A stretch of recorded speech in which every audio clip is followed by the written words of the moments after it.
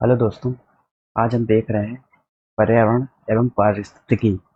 ठीक है, उससे रिलेटेड जो भी क्वेश्चन आते हैं पेपर में उनको हम देखेंगे। जैसे कुछ रिपोर्ट है, इंडिया की रिपोर्ट है, कुछ वर्ल्ड वाइड रिपोर्ट है, उनको हम लोग आज देखेंगे। जैसे तेंदुआ रिपोर्ट, ठीक है, मैंग्रोव वनस्पति क्षेत्र, रामसर साइट्स हैं, ठीक है, उससे भी देखेंगे। बाघ की जो गणना हुई है और कुछ महत्वपूर्ण क्वेश्चन देखेंगे जो करंट अफेयर से रिलेटेड है। रामसर साइट्स हैं, कुछ इकोलॉजी के कुछ वर्ड हैं, कुछ वर्ड सेंचुरी है, टाइगर रिजर्व हुआ। ठीक है, इससे रिलेटेड आज हम लोग देखेंगे। चलिए, सबसे पहला टॉपिक है तेंदुआ गणना रिपोर्ट 2019। यह रिपोर्ट 21 दिसंबर 2020 को प्रकाशित की गई।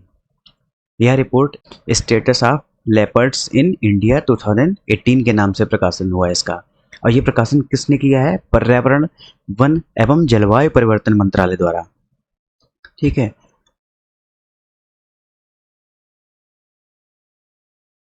भारत सरकार का एक मंत्रालय है, पर्यावरण, वन एवं जलवायु परिवर्तन मंत्रालय।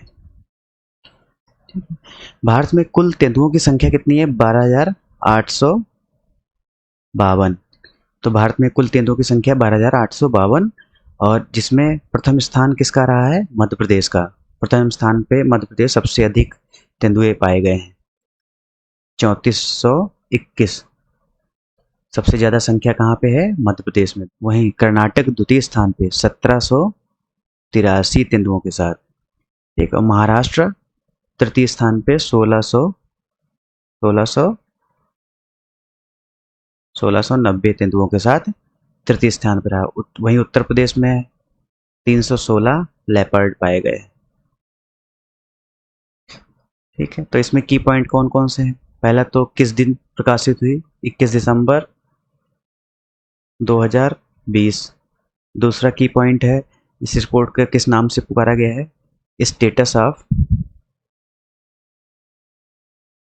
Leopards in India 2018। Status of leopards in India 2018। यह एक पेपर की कटिंग है, देखिए। लेपर्ड्स नंबर अप 62% इन 4 ईयर। 2014 में जो लेपर्ड की संख्या कितनी थी? 7,910। वहीं 2018 में कितनी रही है? 12,852। ठीक है, कितना परसेंट का ग्रोथ रहा है? 62% का ग्रोथ रहा है। जो इनकी पॉपुलेशन में वृद्धि हुई है वो 62% रही है। चलिए, नेक्स्ट रिपोर्ट देख लेते हैं। बाघ गणना रिपोर्ट 2018। बाघ गणना, टाइगर सेंसस। टाइगर सेंसस जो है 2018 रिपोर्ट है। इसमें टाइगर की संख्या में कितनी वृद्धि हुई? 2014 में देखिए 2226 थे, वही 2018 में 2967।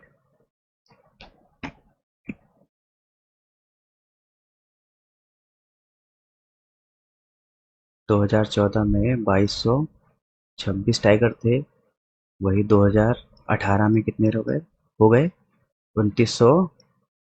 2018 में 2900, और 2018 में इनकी संख्या कितनी हो गई? 2967।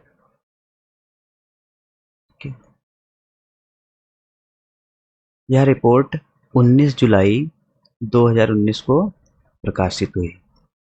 19 जुलाई 2019 को इसका रिपोर्ट का प्रकाशन हुआ। भारत में बाघों की कुल संख्या 2967। वहीं मध्य प्रदेश नंबर 1 पे रहा, नंबर 2 पे कर्नाटका, नंबर 3 पे उत्तराखंड, नंबर 4 पे महाराष्ट्र। हाँ, उत्तर प्रदेश में टाइगर की संख्या कितनी है? 173। तो फर्स्ट स्थान पे 526 के साथ मध्य प्रदेश नंबर 1 पे, 524 के साथ कर्नाटक नंबर 2 पे, 442 के साथ उत्तराखंड नंबर 3 पे, और महाराष्ट्र 312 के साथ 4th नंबर पे रहा। अब इसमें कुछ पॉइंट हैं। जो विश्व की कुल आबादी है 70% बाघ जो हैं भारत में ही निवास करते हैं। टोटल पॉपुलेशन, वर्ल्ड की टोटल पॉपुलेशन का 70% जो टाइगर हैं वो इंडिया में ही रहते हैं।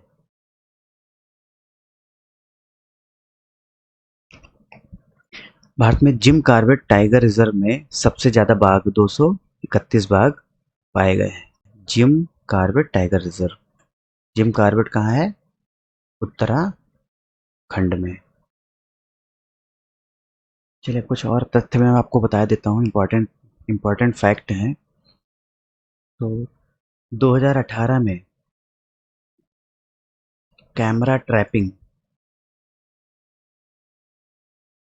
ट्रैपिंग नेटवर्क जो होता है, जिससे बाघों के फुटप्रिंट और बाघों की संख्या ज्ञात करते हैं, उसमें सबसे बड़ा नेटवर्क, वर्ल्ड का सबसे बड़ा नेटवर्क है ये। इसमें Guinness book of world record बनाया है इंडिया ने।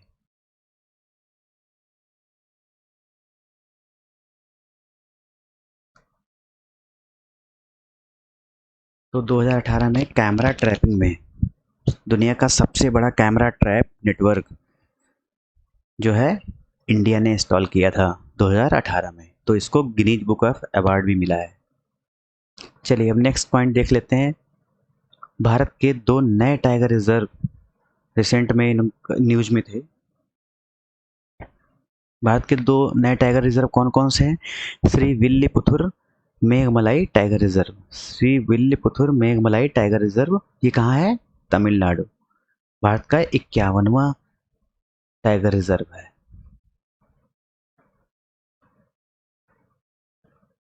ठीक है, श्री विल्लीपुथुर मेघमलाई टाइगर रिजर्व ये भारत का 51वां टाइगर रिजर्व है। वही रामगढ़ विषधारी वन्य जीव अभ्यारण्य राजस्थान में है, वो 52वां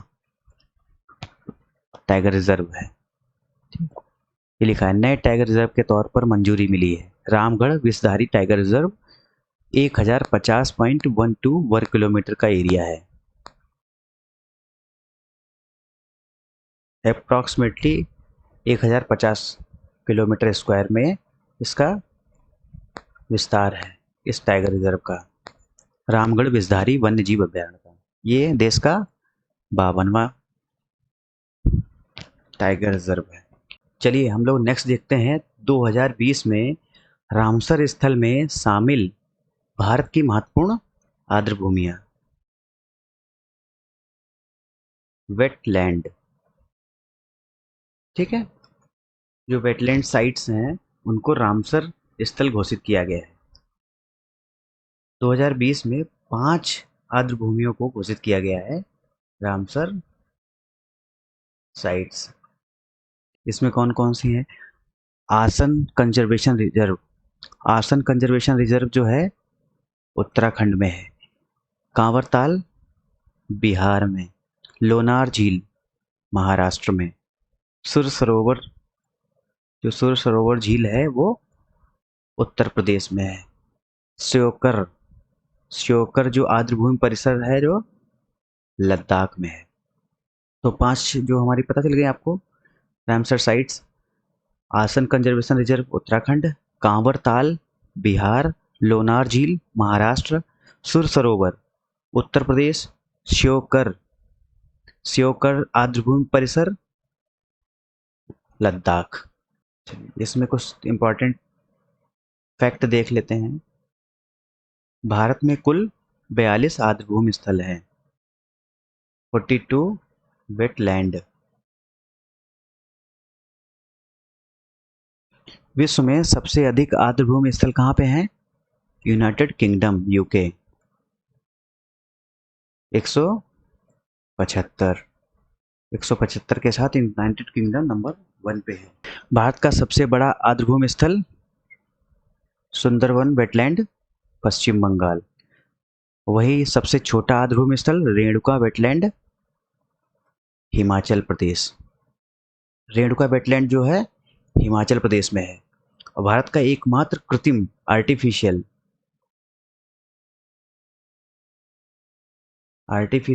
वेटलैंड जो है हरिके बैराज,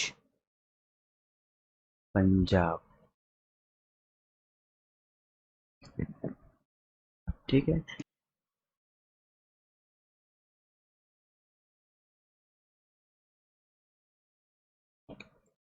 चलिए रामसर कन्वेंशन की कुछ हिस्ट्री बता देता हूँ आपको।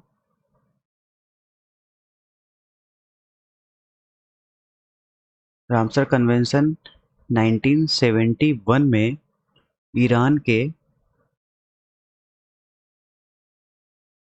रामसर में हुआ था। रामसर कन्वेंशन में इंडिया 1982 में शामिल हो गया। और विश्व में, वर्ल्ड में कितनी रामसर साइट्स हैं? 2400, अप्रॉक्सीमेटली 2400 रामसर साइट्स हैं। और जो रामसर कन्वेंशन है आर्द्र भूमि के संरक्षण के लिए।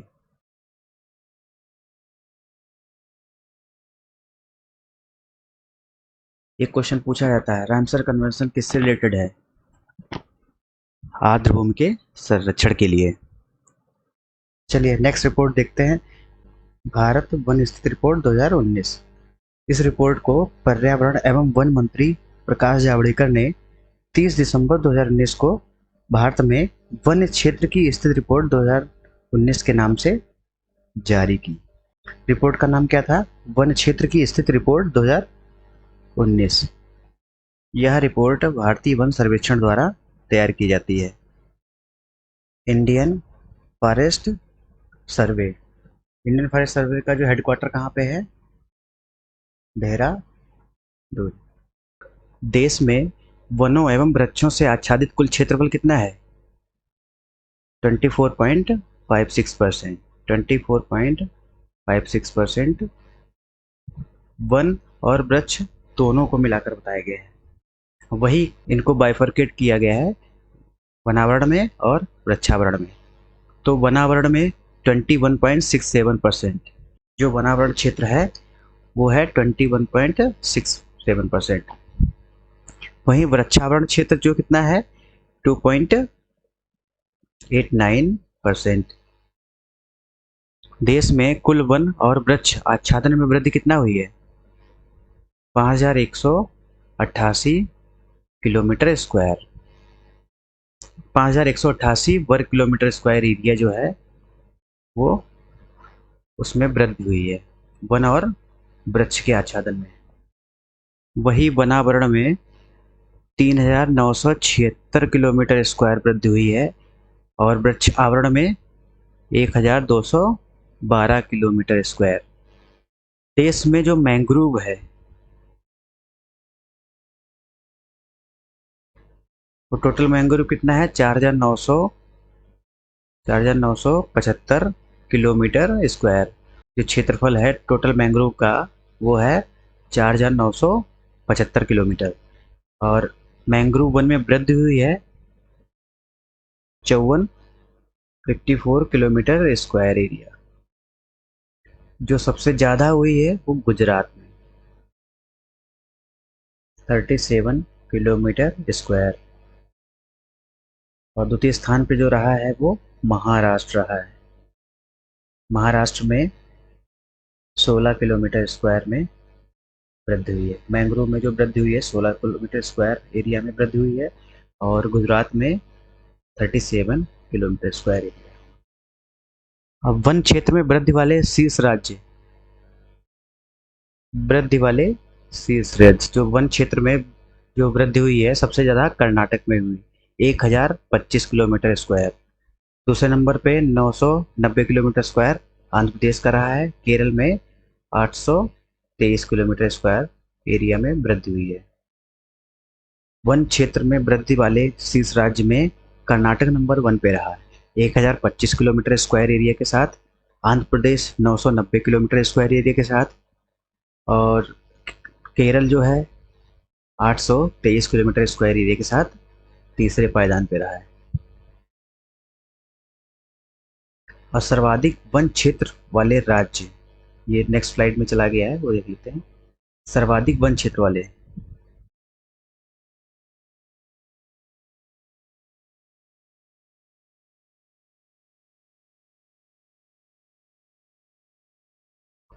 सर्वाधिक वन क्षेत्र वाले राज्य कौन से हैं? मध्य प्रदेश नंबर 1 पे, जो सबसे ज़्यादा एरिया कवरेज एरिया है वो है मध्य प्रदेश नंबर 1 पे। अरुणाचल प्रदेश नंबर 2 पे।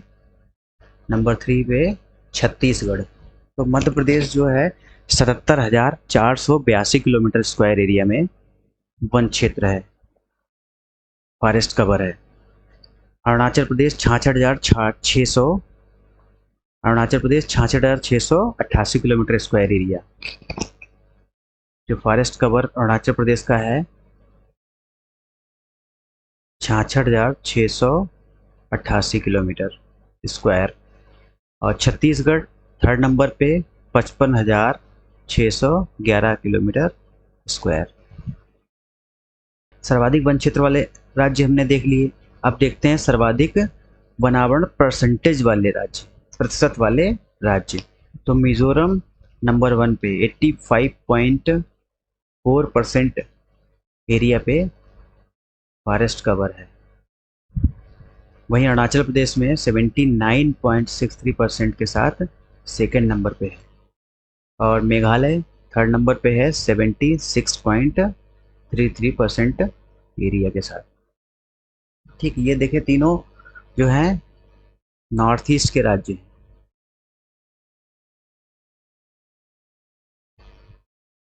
अब मैंग्रोव वनस्पत क्षेत्र हम लोग देख लेते हैं। नेक्स्ट पॉइंट, जो मैंग्रोव वनस्पत क्षेत्र है,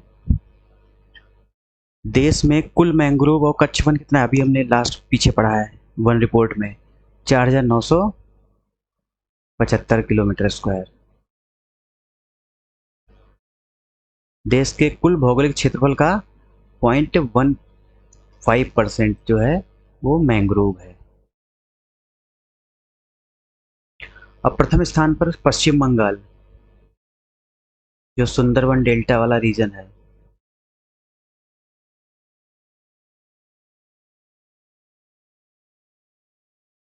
तो 2112 किलोमीटर स्क्वायर एरिया में मैंग्रोव फैला हुआ है। अब देखिए मैंग्रोव वन में पश्चिम बंगाल अकेले 42.45% हिस्सा रखता है। टोटल जो मैंग्रोव है इंडिया का, उसका 42.45% वो है पश्चिम बंगाल में है।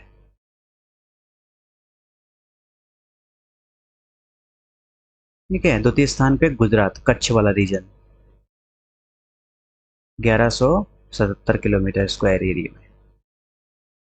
वहीं तृतीय स्थान अंडमान निकोबार द्वीप समूह का 616 किलोमीटर स्क्वायर एरिया में मैंग्रोव है।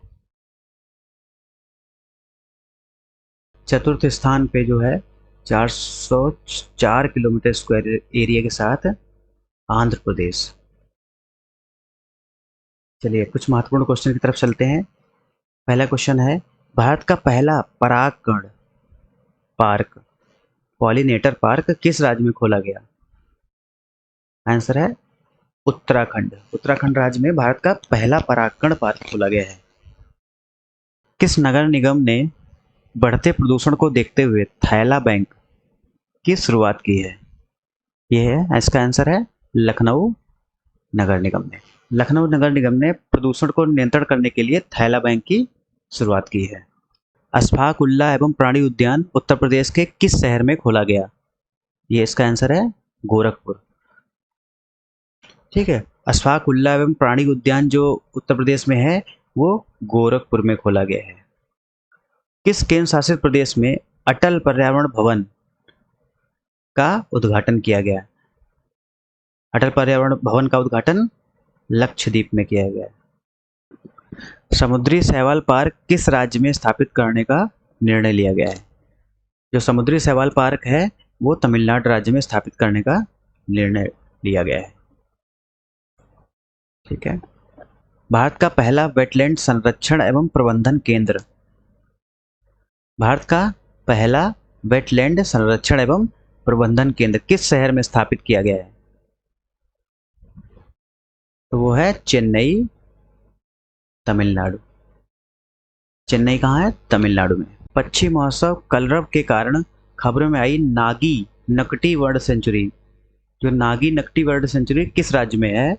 वो है बिहार में। तो इसमें क्वेश्चन दो बन सकते हैं। तो नागी नकटी जो बर्ड सेंचुरी कहाँ पे है? बिहार में। और कलरव जो पक्षी महोत्सव वो कहाँ मनाया जाता है? वो भी बिहार में।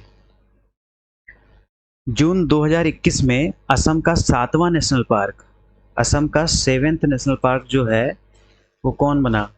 देहिंग पटकई वन्य जीव अभ्यारण्य। ठीक है, 7वां नंबर का कौन सा है? देहिंग पटकई। वहाँ पे एक पटकई बूम करके एक पहाड़ी है, पटकई बूम। तो देहिंग पटकई वन्य जीव अभ्यारण्य। वही 5 जून 2021 को असम का छठा राष्ट्रीय उद्यान कौन सा बना? ठीक है, 7वां तो बना देहिंग पटकई वन्य जीव अभ्यारण्य, और वही छठा जो बना था 5 जून 2021। 5 जून को क्या होता है? World environment day.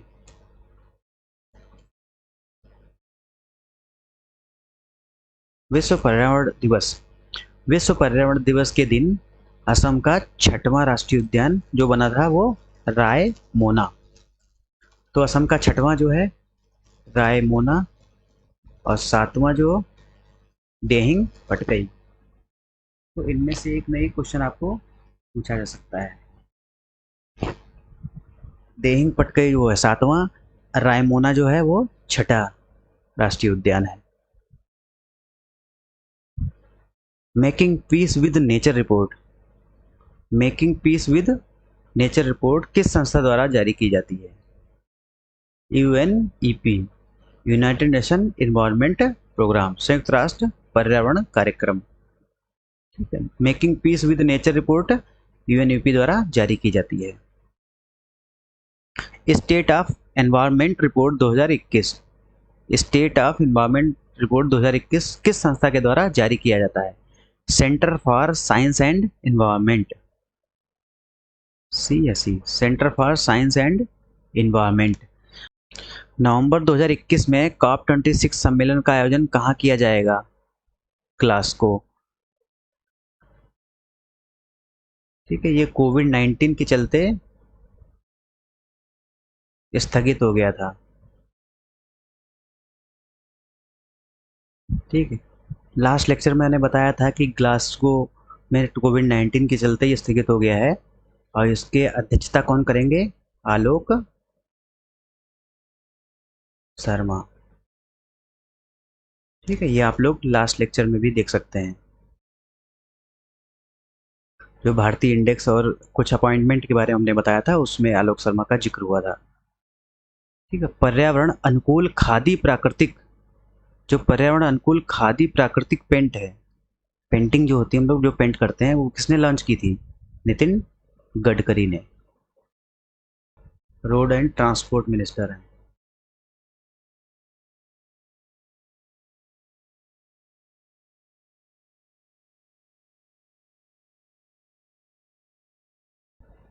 जलवायु अनुकूल शिखर सम्मेलन 2021 किसके मेजबानी में वर्चुअल रूप से आयोजित की गई है? नीदरलैंड की मेजबानी में। भारत की पहली भूतापीय क्षेत्र विकास परियोजना की स्थापना कहाँ किया जाएगा? जो भूतापीय है, जियोथर्मल। भारत की पहली भूतापीय क्षेत्र पर विकास परियोजना कहाँ स्थापित किया जाएगा? लेह लद्दाख में। भारत के किस शहर को 2020 tree city of the world, tree city of the world के लिए चुना गया? तो वो है हैदराबाद। नेक्स्ट देखते हैं, गिद्ध संरक्षण कार्य योजना का आरंभ किस मंत्रालय द्वारा किया गया? गिद्ध संरक्षण कार्य योजना, गिद्ध संरक्षण कार्य योजना का आरंभ किस मंत्रालय द्वारा किया गया? भारत सरकार का मंत्रालय है पर्यावरण वन एवं जलवायु परिवर्तन मंत्रालय द्वारा। ठीक है, यह जो है 2020 से 25 के लिए किया गया है। भारत का पहला लाइकेन पार्क कहाँ स्थापित किया जा रहा है? उत्तराखंड के मुनस्यारी। ठीक है, उत्तराखंड के मुनस्यारी में पहला लाइकेन पार्क स्थापित किया जा रहा है। गंगा नदी डॉल्फिन के लिए भारत का प्रथम वैधशाला, जो प्रथम वैधशाला है वो कहाँ स्थापित की जा रही है? भागलपुर बिहार में।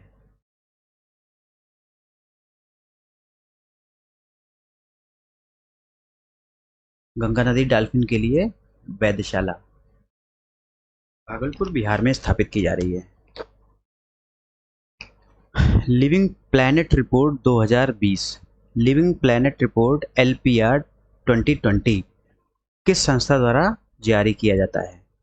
World wild life fund WWF द्वारा। जो लिविंग प्लैनेट रिपोर्ट 2020 है वो जो है वर्ल्ड वाइल्ड लाइफ फंड द्वारा जारी किया जाता है। किस मंत्रालय ने डिजिटल महासागर प्लेटफॉर्म, किस मंत्रालय ने डिजिटल महासागर प्लेटफॉर्म का आरंभ किया है? पृथ्वी विज्ञान मंत्रालय, earth science ministry.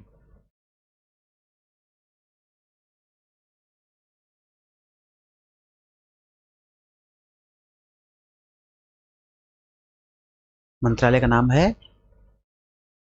Ministry of earth science. ठीक है।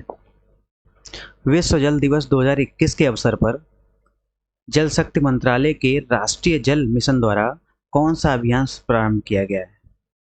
Catch the rain.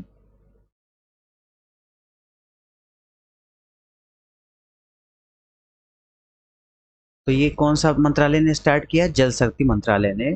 कौन सा अभियान? Catch the rain. Catch the rain अभियान जल शक्ति मंत्रालय द्वारा शुरुआत की गई है। इसकी टैगलाइन क्या है? इस अभियान की, कैच द रेन अभियान की टैगलाइन क्या है? वर्षा के जल का संचयन जहां भी हो जब भी हो। ठीक है, वर्षा के जल का संचयन जहां भी हो और जब भी हो। चलिए, इसी टैगलाइन के साथ हम भी अपनी क्लास को ख़त्म करते हैं। और आई होप आप लोगों को क्लास अच्छी लग रही होंगी। अगर अच्छी लग रही है तो हमारे कमेंट सेक्शन में कमेंट कीजिए और मेरे चैनल को सब्सक्राइब कीजिए, शेयर कीजिए और बेल आइकॉन को दबाना मत भूलिए। धन्यवाद। जय हिंद, जय भारत।